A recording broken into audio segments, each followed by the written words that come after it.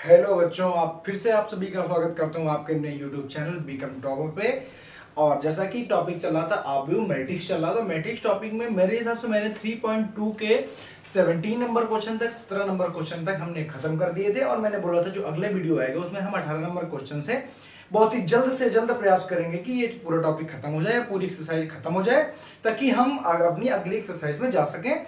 और वही हो रहा है कि एक्सरसाइज खत्म होने वाली है और हम अगली एक्सरसाइज में अब चलेंगे।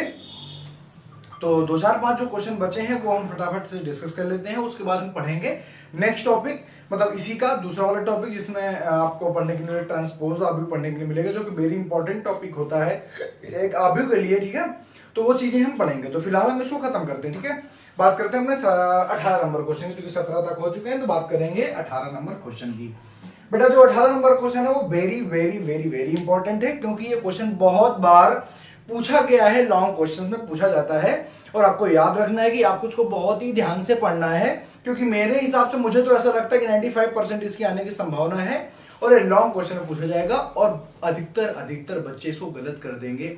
मैं इसे एक एक पॉइंट पे जो जोर डालूंगा, मैं इसके एक एक पॉइंट पे फोकस करूंगा ताकि आपको आराम से समझ में आ जाए और कोई टेंशन नहीं लेनी है। मैं चलता हूं क्वेश्चन की तरफ। ठीक है, चलो बात करते हैं 18 नंबर क्वेश्चन की। तो बेटा इसमें दिया है थोड़ा सा बड़ा क्वेश्चन जाएगा, तो कंप्यूटर वहां से बताइए यहां तक दिख रहा है।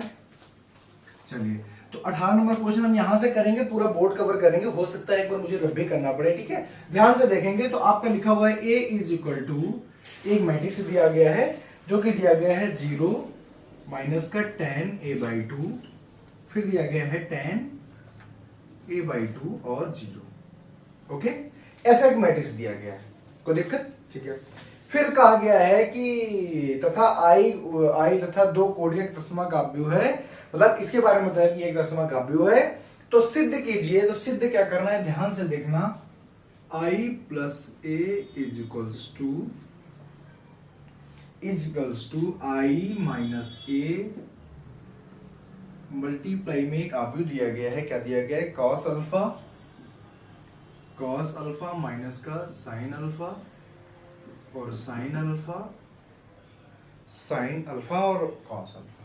ठीक है, ये आपको क्या करना है, ये आपको फाइंड करके दिखाना है कि अगर आई प्लस आई क्या है, आई यहाँ पे आइडेंटिटी मैट्रिक्स, मतलब अगर जैसे यहाँ पे देखो, अगर 2 into 2 का दिया गया है मैट्रिक्स, यहाँ पे भी 2 into 2 का दिया गया है, तो आइडेंटिटी मैट्रिक्स किसका लोगे? 2 into 2 का। आइडेंटिटी मैट्रिक्स के बारे में आप जानते हो। और जैसा कि आइडेंटिटी मैट्रिक्स क्या होता है, तो ऐसा मैट्रिक्स जिसके मुख्य विकर्ण की अवयव 1 हो, बाकी क्या हो? 0 हो, उसे कहते हैं आइडेंटिटी मैट्रिक्स। ठीक है, मात्रक सदिश, सॉरी मात्रक आव्यूह। ठीक है, ये आपको निकालना है। सबसे पहले क्या करेंगे, अब अगर हम tan का इसमें रखना चालू कर देंगे तो cos tan सब हौच-पौच हो जाएगा, बिल्कुल बर्बाद हो जाएगा सवाल। तो करना क्या है, जरा ध्यान से देखेंगे। सबसे पहले हम क्या करेंगे, हम करेंगे ये कि हम कहेंगे यहां से हम क्या करेंगे, जो cos और sin की आप जानते हैं कि वैल्यू इसकी tan में अवेलेबल है। आपको फार्मूले पता है कि cos अल्फा इक्वल टू क्या लिख सकते हैं tan में, और sin alpha equal to tan में क्या लिख सकते हैं। तो आप जानते हैं कि अगर हम बात करें, आपने एक फार्मूला पढ़ा है cos 2x is equal to या 2 theta is equal to 1 minus tan square theta upon 1 plus tan square theta. ऐसे करके पढ़े हैं कि नहीं पढ़े हैं? ठीक है, वहां पे 2 थीटा होता था, तो यहाँ पे अगर हम cos अल्फा निकालने की बात करें तो cos अल्फा, अब यहाँ पे 2 और अल्फा और 2x लिखना है, मतलब 2 अल्फा लिखना है, तो कैसे लिखोगे? तो हमने क्या किया, मैंने बताया था बेटा 2 का मल्टीप्लाई कर दो, 2 का डिवाइड कर दो। यहाँ हो गया cos 2 अल्फा, अल्फा की जगह पे क्या है? Alpha by 2। तो यही देखो, इसी के इक्विवेलेंट बन जाएगा। तो बेटा इसका क्या आएगा, तो cos अल्फा का बताओ फॉर्मूला क्या निकलेगा। तो अब यहाँ पे मैंने आपको बता दिया, तो क्या यहाँ पे मैं क्या cos अल्फा लिख सकता हूँ, समझ रहे हो? यहाँ पे मैं cos अल्फा लिख दूं, इक्वल टू क्या हो जाएगा, 1 minus tan square alpha by 2 upon 1 plus tan square alpha by 2। तो cos अल्फा की जगह पे क्या रखेंगे, ये रखेंगे। अब ये तो था फार्मूला, तो फार्मूला तो मैं हटा देता हूं। ठीक है, अब देखना आप साइन का फार्मूला क्या होगा। तो अगर बेटे साइन के फार्मूले की बात करें, तो अगर बात करें मैं साइन 2 थीटा की बात करूं, तो होता है 2 sine theta upon 1 plus tan square theta. यही होता है कि नहीं होता है? ठीक है, और अगर बेटा साइन अल्फा की बात की जाए तो साइन अल्फा, अब बेटा फार्मूला होता है 2 अल्फा, तो क्या करूं, 2 से डिवाइड 2 से मल्टीप्लाई, 2 से डिवाइड और 2 से मल्टीप्लाई, तो क्या हो जाएगा, तो हो जाएगा 2 ten alpha by two upon 1 plus tan square alpha by to. यहां से समझ में आई ये चीज? तो हम क्या लिखेंगे, हम यहाँ पे साइन की वैल्यू लिख दी, हमने साइन की वैल्यू ली, sine alpha is equal to tan alpha by two upon 1 plus tan square alpha by two. कोई दिक्कत? कोई दिक्कत है? समझ में आई? ये हमने ये हम दिखा रहे हैं कि हमने वैल्यू कहां से ली है और मैंने ये मान कहां से बना दिए हैं, ठीक है। अच्छा, अब क्या करेंगे, अब बेटा ये देखो, अगर हम इतना सब कुछ लेके चलोगे तो बेटा सवाल में गड़बड़ हो जाएगी। तो मैंने यहाँ पे क्या करो, मैंने कहा माना tan alpha by two is equal to क्या, टी। बताओ कोई दिक्कत है? अब यहाँ पे माना tan alpha by two is equal to t, और यहाँ पे डिफरेंशिएशन न करने लग जाना, क्योंकि ये इंटीग्रेशन नहीं है। क्या है ये? इंटीग्रेशन नहीं, ये तो मैट्रिक्स चल रहा है। तो अब बताओ तुम्हारे पास a इज इक्वल टू क्या आ जाएगा? तो सर जी हमारे पास a इज इक्वल टू आ जाएगा, एक मिनट इसको इधर लिख लेते हैं, let tan alpha by two is equal to t. तो बेटा a क्या आ जाएगा? तो sir ji a is equal to मेरे पास आ जाएगा 0, और टेन अल्फा बाई टू को क्या माना है? Tan alpha by equal to t माना है, तो क्या हो जाएगा? माइनस का t और t और 0, ये हो गया। अब अगर हम आपको साइन अल्फा की बात करें, साइन अल्फा के टी में कैसे आ जाएगा? तो लिख दो sine alpha is equals to क्या आ जाएगा? तो साइन अल्फा का क्या आ जाएगा? तो ये आ जाएगा, यहाँ पे मैट्रिक्स क्या लगा, साइन अल्फा आ जाएगा 2 into T upon 1 plus T square. Okay, cos alpha क्या आ जाएगा? सर कॉस अल्फा आ जाएगा 1 minus ten square alpha, 1 minus T square, तो 1 minus T square upon 1 plus T square. ये चीजें आएंगी कि नहीं आएंगी? बताओ, ये चीजें आ जाएंगी, ठीक है। तो अब बेटा मैं क्या करूंगा, ये चीजें यहां तक आ गई, ठीक है। तो अब हम चलेंगे अपने सवाल में। अगर हम आई की बात करें, बेटा बताओ आई इज इक्वल टू क्या होगा? तो sir I is equal to 1 0 0 1। ये क्यों लिया है? क्योंकि सर जी सारे जितने मैट्रिक्स हैं सब पूरे के मैट्रिक्स कितने हैं? 2 इंटू 2 के हैं, तो इसलिए हमने आइडेंटिटी भी 2 इंटू 2 का ही ले लिया। 2 इंटू 2 क्या है? यहाँ पे 2 इंटू 2 है इसकी कोटि, मैट्रिक्स की कोटि। कोटि मतलब ऑर्डर ऑफ मैट्रिक्स है, ठीक है। समझ में आ गई बात? बेटा अगर इतनी चीज समझ में आ गई तो मैं शॉर्ट में इसको सबको आपने समझ लिया है क्या? मैं इसको हटा दूं? बताओ। तो अब देखो बेटा, शॉर्ट में हर चीज लिख लेते हैं। क्या लिखते हैं यार? ये एक बार नोट कर लो यार, आप लोग समझ रहे हो? यहां से मैं जरा ये इसके देखो दो पक्ष हैं, लेफ्ट हैंड साइड और राइट हैंड साइड। बताओ कोई दिक्कत है? लेफ्ट हैंड साइड है और राइट हैंड साइड है। मैं एक बार आपको लेफ्ट हैंड साइड सॉल्व कर देता हूं, फिर उसके बाद राइट हैंड साइड हम बाद में सॉल्व करेंगे, ठीक है। तो मैंने कहा आप ले लो left hand side. Left hand side ले लिया, ये क्या है? तो लेफ्ट हैंड साइड जब आपने ले लिया है तो ये है i प्लस का a। ओके, i यहाँ पे हमने कितना लिया? i लिया है 1 0 0 और 1। a कितना है? तो प्लस का a है आपका, a कितना है? तो है 0 माइनस का t और t और 0। ओके, तो अगर यहाँ पे करना चाहें तो कितना आ जाएगा? मतलब इसको जोड़ दो तो आ जाएगा 1 माइनस का t और t और 1। कोई दिक्कत है? तो यहाँ पे i प्लस टी कितना आ गया? i प्लस a आ गया, 1 माइनस का t और प्लस का 1। ये चीज आ गई, तो मेरा लेफ्ट हैंड साइड ही आ गया। अब बचा मेरा right hand side. Right hand side को हम कैसे निकालेंगे वो जरा देखने के लिए मुझे ये पोर्शन हटाना पड़ेगा। मुझे ऐसा लगता है आप लोग सब समझ गए होंगे कि साइन क्या है। ये सब हम हटा देते हैं, देखो, और हम शॉर्ट में लिख लेंगे अपने इधर, और फिर उसके बाद अपना सवाल को हम कंटिन्यू करेंगे, ठीक है। ध्यान से समझना, मैंने कहा था क्वेश्चन लंबा जाएगा, ठीक है। a इक्वल टू बेटा क्या मिला था? तो सर a मिल गया था हमें 0 माइनस टी और t और 0, ठीक है। हमें साइन अल्फा क्या मिला था? सर जी हमें साइन अल्फा मिल गया था 2t upon 1 plus T square. हमें सर जी कॉस अल्फा क्या मिला था? कॉस अल्फा मिल गया था 1 minus T square upon 1 plus T square. Okay, ठीक है। अब हमें लेफ्ट हैंड साइड हमने निकाल लिया, अब हमें निकालना है राइट हैंड साइड। तो हमने ले लिया right hand side. Right hand side हमने क्या ले लिया? तो हमने ले लिया i माइनस का a, और कोष्ट में लिखा है cos अल्फा माइनस का साइन अल्फा और cos अल्फा। बताओ कोई दिक्कत यहाँ तक? सर कोई दिक्कत नहीं है। तो अब मान रखते चले जाओ। कैसे? i क्या है? तो i बेटा लिया था 1 0 0 और 1 लिया था, ठीक है। माइनस का a कितना है? तो a है क्या है आपका? 0 माइनस का t और t और 0, यही है।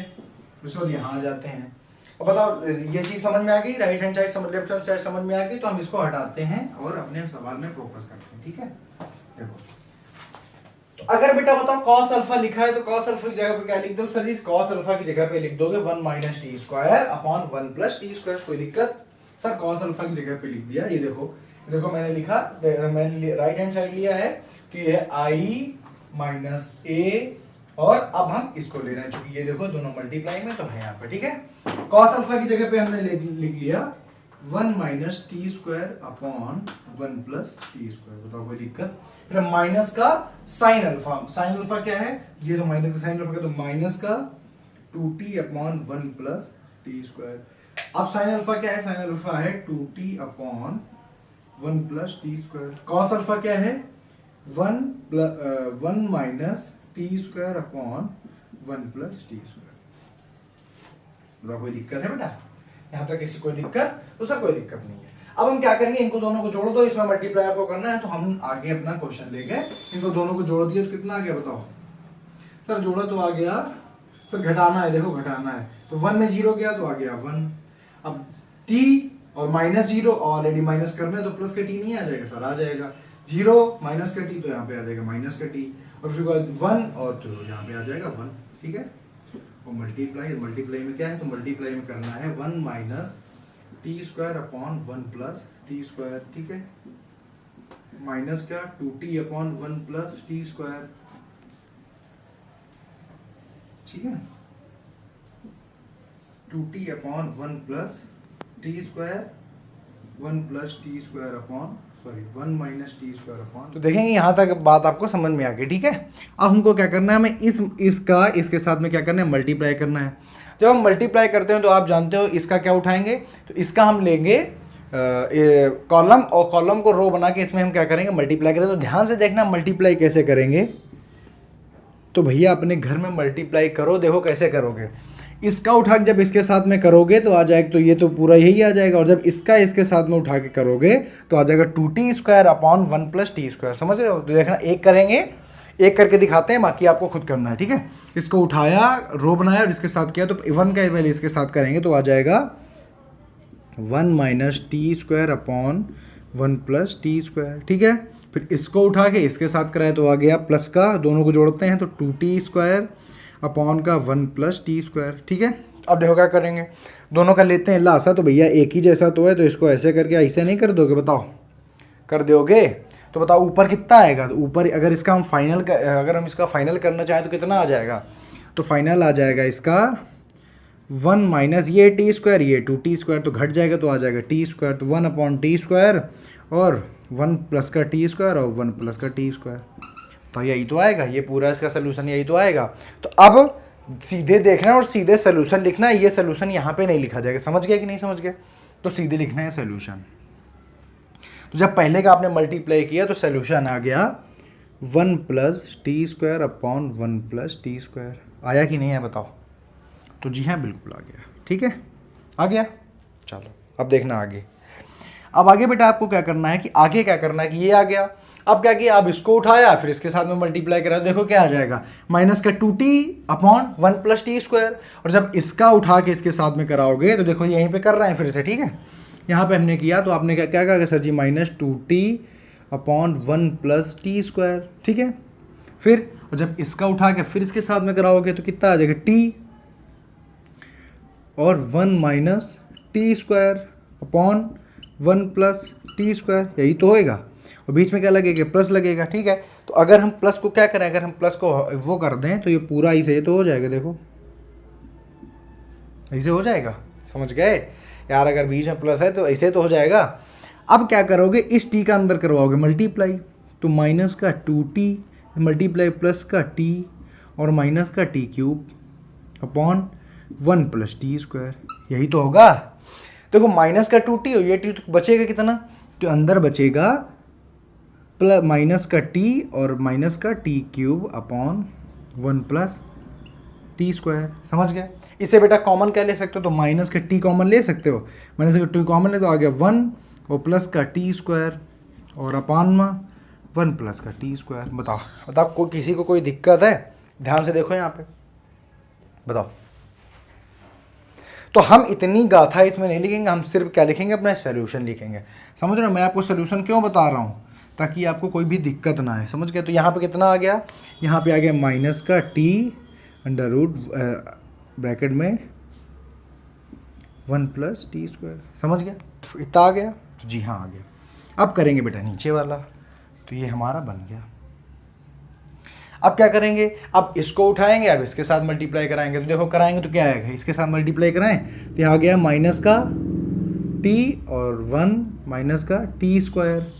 और फिर जब इसको इसके साथ में कराए तो ये है 1, तो ये बस ऐसे ये आ जाएगा 2t अपॉन दोनों का अपॉन 1 + t² आ जाएगा। बताओ समझ गए।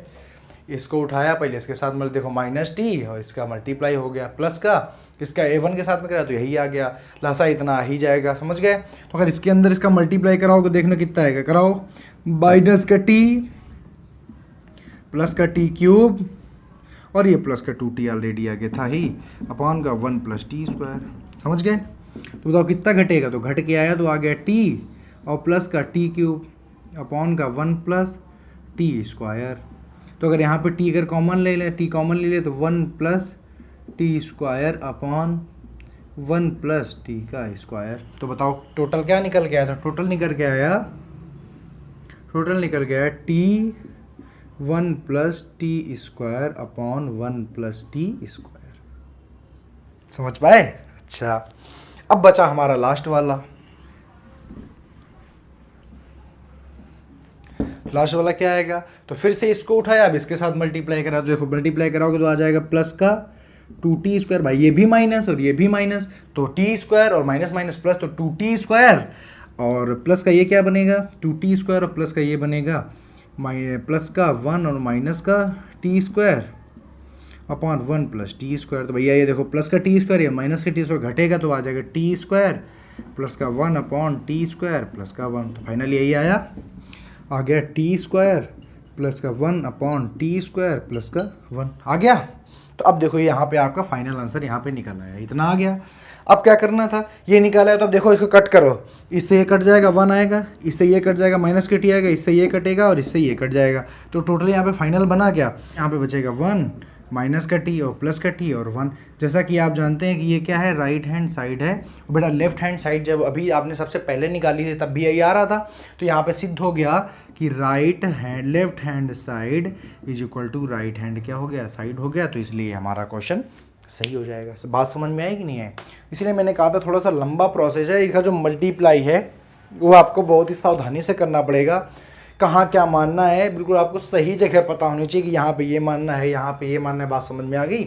तो आपको सही प्रॉपर जगह पता होनी चाहिए, तभी आप इस क्वेश्चन को कर पाएंगे। ठीक है।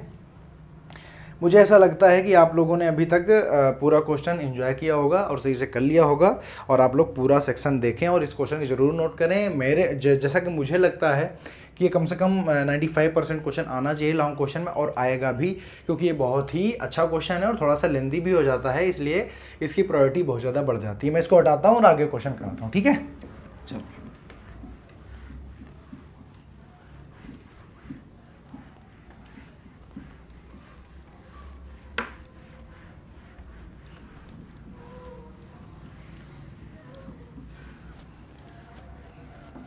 चलो देखो बेटा, बात करते हैं हमने 19 नंबर क्वेश्चन की। इसमें कहता है कि एक व्यापार संघ के पास 30,000 रुपए का कोष है, जिसे वो दो प्रकार के भिन्न भिन्न बांडों में क्या करना चाहता है, निवेश करना चाहता है। प्रथम बांड पे 5 रुपए का वार्षिक ब्याज तथा द्वितीय बांड पे 7% का वार्षिक ब्याज प्राप्त होता है। तो आव्यूह के गुणन के प्रयोग द्वारा, ठीक है, आव्यूह के गुणन का प्रयोग करना है, होश से लगाना क्वेश्चन को और दिमाग थोड़ा सा लगाओगे आ जाएगा। ठीक है। निर्धारित कीजिए कि 30,000 रुपयों के कोष को वो 2 प्रकार के बांडों में निवेश करने के लिए किस प्रकार बांटे कि व्यापार संघ को प्राप्त कुल वार्षिक ब्याज 1800 रुपए हो, और दूसरा क्वेश्चन कह रहा है 2,000 रुपए हो। यहां से देखो आप क्या करोगे, यहां पे आपको 30,000 रुपए है, आपका कुछ फिक्स नहीं करना है, तो आप क्या करोगे, माना प्रथम ब्रांड पे x रुपए लगाता है, तो दूसरे पे कितना लगाएगा, तो दूसरे पे लगाएगा 30,000 माइनस x रुपए। तो कोई दिक्कत है। ठीक है। और आप जानते हो कि अगर प्रथम ब्रांड पे 5% का अगर उसको क्या मिला है, प्रॉफिट मिला है, तो तो आप सब जानते हो कि वो कह रहा है कि तो आपको यहाँ पे एक्स की वैल्यू अगर बेटा मिल जाए तो आप जान जाओगे कि एक ब्रांड पे कितना रुपया लगाया और दूसरे पे कितना रुपया लगाया, ताकि उसको इतने रुपए का ब्याज आ गया। मैं आपसे बोलूं कि 100 रुपए आपने किसी को दिया और उसमें आपको क्या लेना है, 20% का क्या लेना है, लाभ लेना है 100 रुपए में, तो आप उसकी दर निर्धारित करो, तो आप गुणा करके निकाल लोगे। ठीक है, तो यहां पे आप क्या करोगे, आप लिखोगे, आप दो अवयव बनाओगे, तो एक तो गुणन विधि द्वारा करना है, तो गुणन विधि तभी संभव है जब एक को आप क्या बना दो, एक को आप बनाओ मतलब एक को आप बनाओ लीनियर, मतलब एक को बनाओ आप पंक्ति अवयव, एक को बनाओ आप स्तंभ अवयव, मतलब एक को बनाओ रो मैट्रिक्स और एक को बनाओ कॉलम मैट्रिक्स। क्यों ऐसा? और दूसरी चीज गुणन में क्या होता है कि इसका जो, देखो सुनो, मैंने क्या कहा कि मैंने कहा एक मान लो x और 30,000 और माइनस का x मान लिया। ठीक है, अब क्या करना है, मैंने कहा 5/100 इधर मान लो, 7/100 इधर मान लो। अच्छा, 5/100 7/100 को मैंने क्यों लिखा है, क्योंकि 5% की दर से और 7% की दर से उसको क्या हो, लाभ हो। तो अब ऐसे में करने के लिए इसका जो ऑर्डर है वो कितना है, तो है 1 × 2 और इसका कितना है 2 × 1। तो आप जानते हो कि अगर इसके कॉलम और इसका अगर मैट्रिक्स सॉरी इसका अगर रो दोनों आपस में बराबर होंगे तभी गुणा संभव है, जानते हो ना, तभी मल्टीप्लाई संभव है। ये आप बहुत अच्छी तरीके जानते हो। जब आप जानते हो तो इसको ऐसे ही बनाना है और आपको केवल x की वैल्यू निकालनी है। तो अगर आप ऐसे भी कर सकते थे, सर इसको मैं 2 × 1 और इसको 1 × 2 रहने देता, तो आप जानते हैं मल्टीप्लाई नहीं हो पाएगा।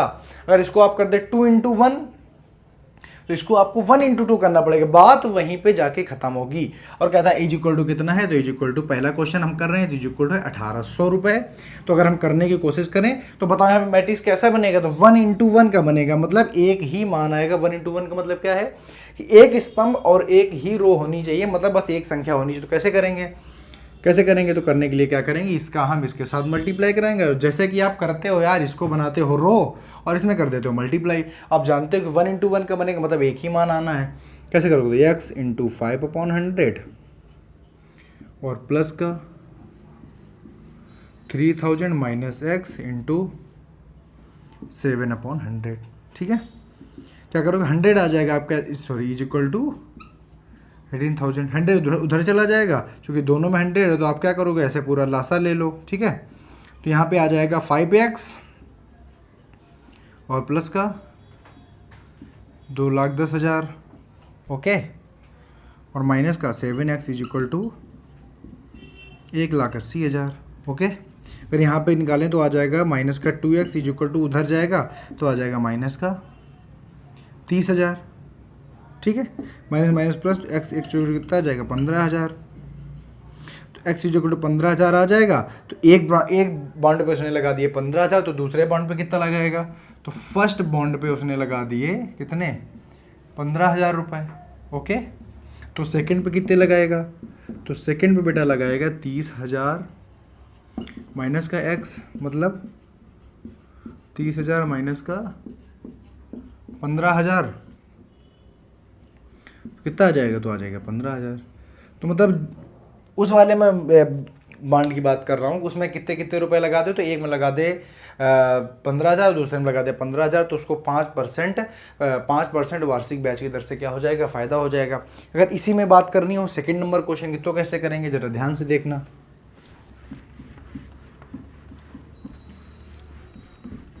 कैसे करोगे, तो बेटा करोगे ऐसे आपने फिर से वही किया कि x और 30,000 माइनस का x,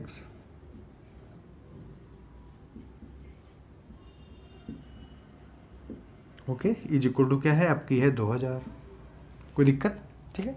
अभी कितना है, 2,000 है। अब फिर से करना है वही, x × 5/100 और प्लस का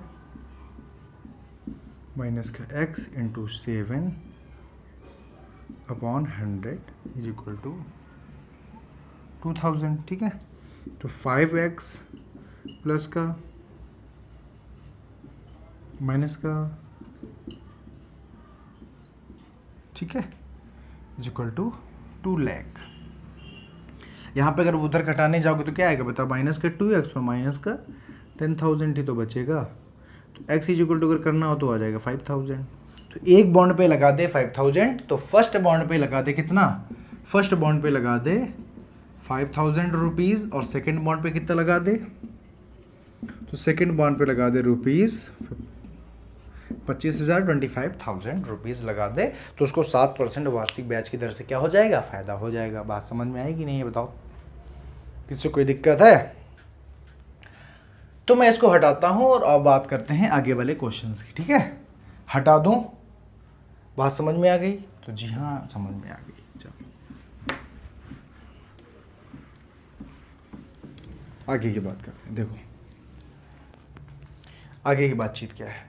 तो अब अगर हम बात करें 20 नंबर क्वेश्चन की, तो कहता है कि एक किसी स्कूल में पुस्तकों की एक दुकान में 10 दर्जन रसायन विज्ञान, 8 दर्जन भौतिक विज्ञान तथा 10 दर्जन अर्थशास्त्र की पुस्तकें हैं। तो सबसे पहले मैं दर्जन को पुस्तकों में चेंज करो, क्योंकि देखो नीचे पढ़ो कि इन पुस्तकों का विक्रय मूल्य तो दर्जन में नहीं दिया हुआ है, पर पुस्तक दिया हुआ है, ठीक है, प्रति पुस्तक। सबसे पहले आप पुस्तकों का क्या कर दो, निकाल दो। तो आप कैसे करोगे इसको भी, अगर आपको कुल रेट निकालना, देखो लास्ट में लिखा है आव्यूह बीजगणित का प्रयोग करते हुए बताइए कि सभी पुस्तकों को बेचने के लिए दुकानदार कुल कितनी धनराशि प्राप्त होगी।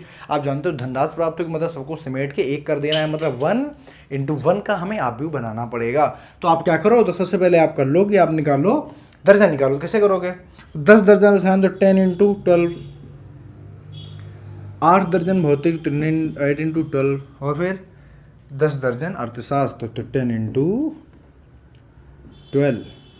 और फिर इसको आप क्या कर सकते हो, इसको आप मैट्रिक्स में कैसे, तो प्रति दिया हुआ 80, 60 और 40, तो 80, 60, 40, ठीक है। और कुल आपको निकालना है, कुल रेट निकालना है। तो आप जानते हैं यहाँ से क्या करोगे, सबसे पहले इसका निकाल लो, तो ये हो जाएगा 120, ठीक है, ये हो जाएगा 96 और ये हो जाएगा आपका 120। सबसे मल्टीप्लाई करवा दो। कैसे करवाओगे, तो 12 × 96 इतने रुपए प्लस इसका इसमें कराओगे तो 6 और 47, ठीक है, 10 आएगा, 20 आएगा, हाँ ठीक है 10 आएगा, और प्लस का इसमें करोगे तो आ जाएगा 48,000। ओके, अब बस सबको जोड़ देते हैं। तो जब जोड़ोगे तो 1 0 6 और 6 7 कितना हो जाएगा, हो जाएगा 13 और 8, तो 13 8 से 21, तो 1 कैरी 2 हो जाएगा, 9 5 14 और 4 18 और 2 20। इतना आपका पैसा आ जाएगा, इतना पैसा आपको मिलेगा। दुकानदार जब पूरी बुक्स को बेच देगा तो उसको इतना मनी प्राप्त हो जाएगा, इतना उसको पैसा मिल जाएगा, ठीक है। बताओ कोई दिक्कत है? तो दोनों क्वेश्चन बड़े ही नॉर्मल है, बस थोड़ा सा आपको दिमाग लगाना है। अगर आप थोड़ा सा दिमाग लगाएंगे तो निश्चित रूप से आपने क्वेश्चन तक पहुंच पाएंगे। और देखो जो अगला है ये तो और भी ज़्यादा क्वेश्चन नॉर्मल है, तो देखना है इनको थोड़ा सा, उसके बाद यहीं से ख़त्म हो जाएगा, ठीक है। चलो बात करते हैं बेटा 21 नंबर क्वेश्चन। 21 नंबर क्वेश्चन क्या है कि इसमें कह रहा है, इसमें ऑलरेडी आपको हिंट दी गई है। हिंट क्या दी गई है, जरा हिंट को हम लिख लेते हैं, फिर उसके हिसाब से ही क्वेश्चन कर पाएंगे, अदरवाइज क्वेश्चन नहीं कर पाओगे। तो इसमें लिखा है कि मान लीजिए तो ऐसा हिंट आपको दे के आएगा कि सबकी क्या है, आव्यूह हैं। तो कोटियों के आव्यूह हैं। तो देखो कोटियाँ क्या क्या दी गई हैं, तो यहाँ पे x की कोटि दी गई है, y की है x y z w और p। इसकी आपको क्या दी गई हैं, कोटियाँ दी गई हैं, मतलब ऑर्डर दिए गए हैं। तो सबसे पहले भैया इनके ऑर्डर लिख लेते हैं। तो अगर बात करें हम x की ऑर्डर की तो है 2 × n, क्या है 2 × n। अगर y की बात करें तो है 3 × k, ठीक है। अगर z की बात करें तो z का है 2 × p, ओके। और अगर बात करें हम इसकी w की तो है n × 3, और लास्ट वाला है आपका p × k, ओके, ठीक है। अब सबसे पहले आपने इनको इंस्ट्रक्शन को पढ़ लिया। जब तक इंस्ट्रक्शन आप नहीं पढ़ेंगे तो आप लोग इस क्वेश्चन को सॉल्व नहीं कर सकते हैं। सबसे पहले इंस्ट्रक्शन बहुत ही ज़रूरी है, बहुत ही मस्ट है, ठीक है। अब मैंने इंस्ट्रक्शन पढ़ लिया, अब मैं चलूँगा 21 नंबर क्वेश्चन पे। कहता है कि P Y plus P W, क्या लिखा हुआ है, P Y plus W Y के परिभाषित होने के लिए एन के तथा पी पर क्या संबंध आना चाहिए। रिलेशन पूछ रहा है, एन के एंड पी पे रिलेशन पूछ रहा है, क्या संबंध होना चाहिए ताकि ये क्या हो, ट्रू हो, ठीक है। तो सबसे पहले क्या देखेंगे बेटा, एक एक पार्ट उठाएंगे। तो हम लेंगे पहले पी वाई एक पार्ट ले लेंगे और डब्ल्यू और वाई पार्ट ले लेंगे। हमें यहाँ पर बेटा समीक्षा करनी है। हमें किसकी समीक्षा करनी है, तो हमें यहाँ पर समीक्षा करनी है कोटियों की कि कोटियां किस प्रकार से हैं। और अगर देखो सबसे बड़ी बात क्या होती है कि अगर p इंटू वाई है, मतलब p का y में मल्टीप्लाई बेटा तभी हुआ होगा जब p के स्तंभों की संख्या y के रो की संख्या से, मतलब पंक्तियों की संख्या से बराबर रही होगी, तभी तो आई होगी। तो बेटा चेक करते हैं, बताओ p के जो p है उसका कोटि कितनी है, तो p की कोटि है p इंटू के। देखो p की कोटि है p इंटू के, p की कोटि है p इंटू के, और फिर उसके बाद में y की कोटि है 3 इंटू के। क्या है, 3 इंटू के।